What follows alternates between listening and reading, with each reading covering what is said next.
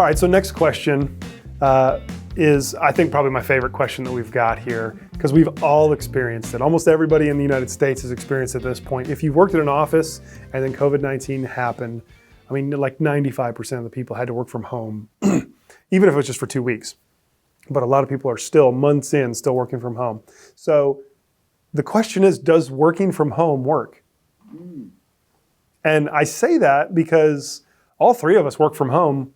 We always have. We have kind of a open work policy here we did before COVID, where if I needed to work on Wednesdays from home or Friday from home, no problem. And we kind of set our employees up to do that.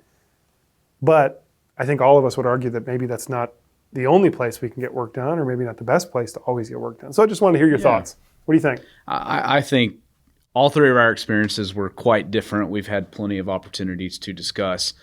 Does it work? You know, I'm a little torn.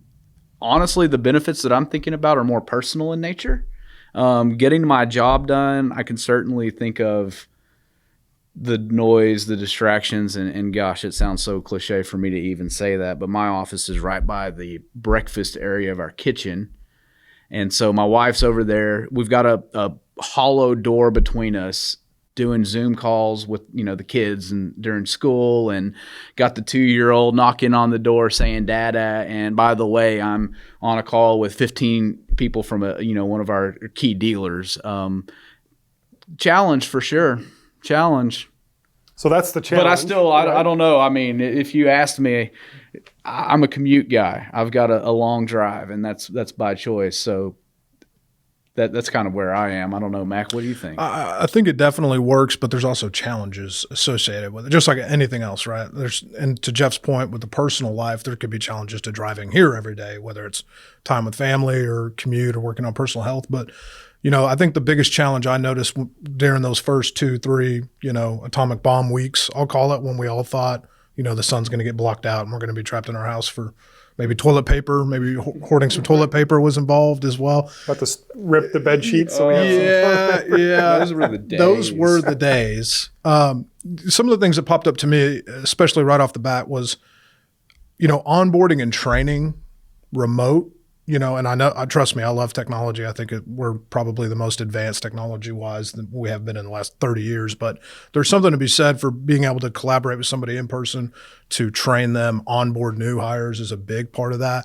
And not to mention, especially the younger folks in the workforce right now, they learn the most, especially when they're early on in a career, by being able to poke their head in the office of that 30-year vet and say, hey, I'm dealing with this. Even if it's a 2-second conversation, though, that might be 2 seconds that they didn't think picking up the phone and making a call would be worth, but that could just help them advance their career even more. Sometimes those calls can be kind of awkward. I know, all three of us we went through different stages where you call, and especially in the early days of quarantine, where you like you said, you don't even know, if you're ever going to see the sunset again. And you call and you don't even know what to talk about necessarily. It just had a different vibe, and you just and so it got to where after a couple of weeks, didn't even necessarily make sense to call each other every day. And then also, we started doing a lot more Zoom calls with each other and with teams. And I felt like we ramped up our meetings that the teams would have on Zoom, but then we'd miss all those in between conversations because no one ever had those. So like, we'd have our meeting and it was very, here's what we're doing and here's what we're talking about and then let's go.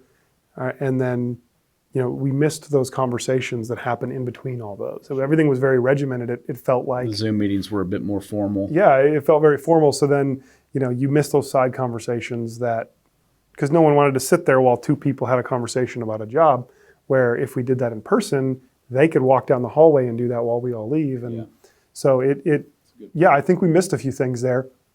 But I think we would all agree we like working from home. The work-life balance aspect was great. Yeah.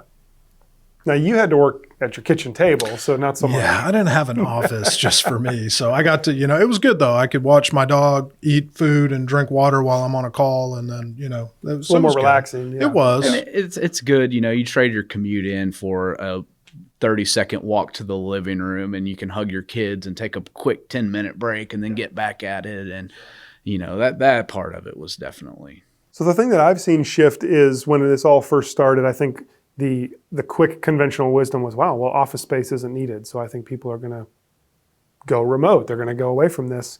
And now, even still dealing with the pandemic and people are still working from home, I think most companies have come to the realization that while there might need to be some changes or some flexible options, they don't necessarily want to go fully remote.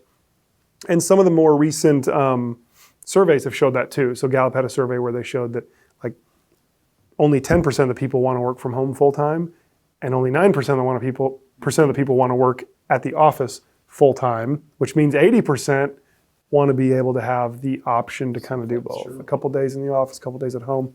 And I think, as humans, that's probably, if we were all to vote, that's probably the best option for us. A lot of what I've heard too is, one of the biggest questions that I get is, bigger companies, right? So like the Googles, the Facebooks, a lot of them have already said, hey, we're not going to touch the office until summer of next year.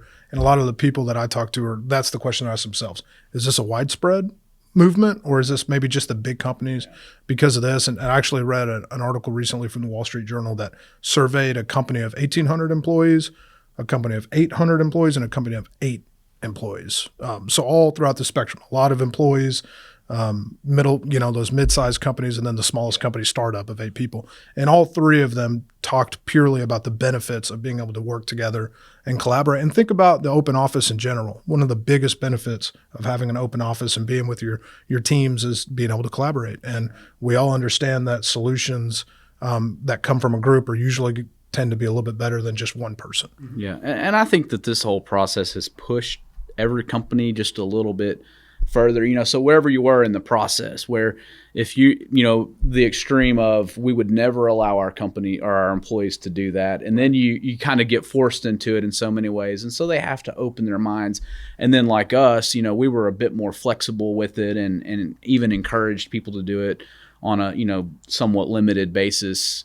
It just, I think it opened everybody's mind up just a little bit more, and so you did have some companies that were already on the verge of extreme, and so we may see some of them that go into it, but there are a lot of other things to think about. Are you going to give your employees a stipend for their home office? You can't deal with some of these issues forever, just logistically. Right. Yeah. One thing I had to do was come back to the office and get my chair after 2 weeks because my $60 chair that I bought from Target wasn't cutting it after a week. Yeah. And, so you start thinking about that in the long term, and there's ramifications there. Yeah, absolutely. Yeah. So like when the pandemic, I don't have a home office set up. We did that on purpose. So that way I could kind of not work from home. I didn't really want to. My kids are there and it's crazy time and all that.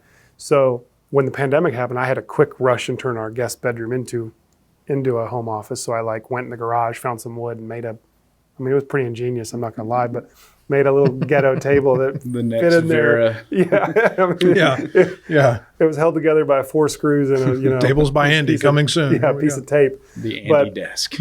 But it got me kind of set up to work. But within a week, I was sitting on a wooden chair and I was like this, okay, so this is lasting more than 4 days. So I got my chair, I got a monitor, and then we bought a little table that fit in there so I could get a good setup where I could actually do work.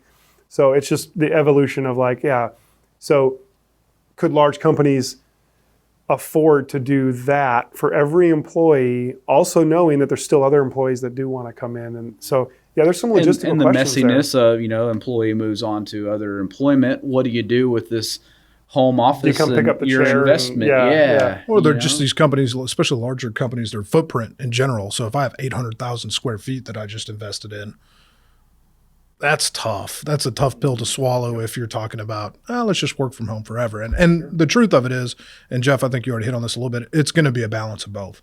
Whether COVID is here right now or even in 6 months if it's still here, it's going to be a balance. Yeah, I think that's the big thing is, there's always a silver lining to some of these crazy things that happen. There's always something good that comes out of it.